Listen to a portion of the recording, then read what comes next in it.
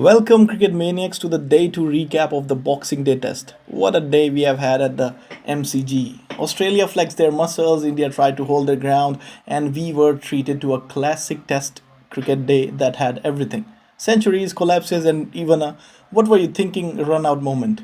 Let's dive right in. So, first up, the magician himself, Steve Smith. The man doesn't just bat, he writes poetry with his willow. Today, he piled on 140 runs, notching his 34th Test century. That's more hundreds than most players have matches. Smith's innings wasn't just a knock, it was a masterclass in precision and patience. He knew where every Indian fielder was and made sure the ball wasn't anywhere near them. Not to be outdone, Captain Fantastic Pat Cummins decided to give a lesson in multitasking. While he's known for terrorizing batsmen with the ball, today he added 49 runs to his resume. His partnership of 112 with Smith was like a desert after a full course meal. Totally unnecessary, but oh, so satisfying. India's bowlers fought hard. They fought hard though. Jasprit Bumrah was in the beast mode, picking up 4 wickets for 99 runs. Ravindra Jadeja left arm spin bamboozled the Aussies enough for him to claim 3 for 78. But here's the one thing: Australia's batting lineup is like Hydra. You take 1 wicket and another partnership sprouts up. They finished up at 474, leaving the Indian bowlers looking like marathon runners at the finish line, exhausted but proud.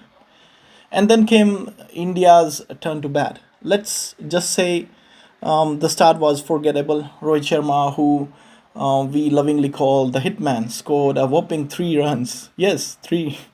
Shubman Gill didn't stick around much longer either. Both fell to ever reliable Pat Cummins, who was clearly on a mission to ruin everyone's day, except for the Australian fans. Enter Yashasvi Jaiswal, the youngster with a lion's heart. He played some gorgeous strokes, holding the innings together and racking up 81 runs. But just when it seemed like he might pull off some special disaster struck a run out. Yes, a run out. Watching that moment was like watching a slow motion car crash. Painful, inevitable, and completely avoidable. And then there was Virat Kohli. When Virat walks out, hope follows. He looked solid, playing with composure and intent, making his way to 36.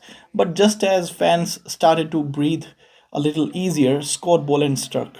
Boland, the MCG specialist, reminded everyone why this is his backyard, sending Kohli back to the pavilion. At stumps, India finds themselves at 164 for 5, trailing by a mountain 310 runs. If the Indian dressing room wasn't tense before, it certainly is now. The Aussies are in the driver's seat and it's a Ferrari. Yes, it's a Ferrari. They're having such a good lead in the match. So, what does day three hold? Will the Indian lower order dig deep and stage a fight back, or will the Australia's bowler wrap this up faster than an amazing delivery?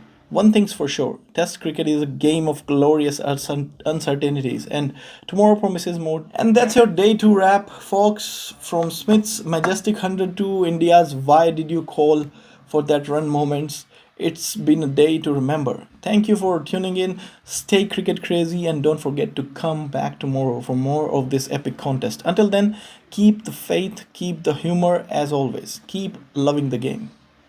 Thank you.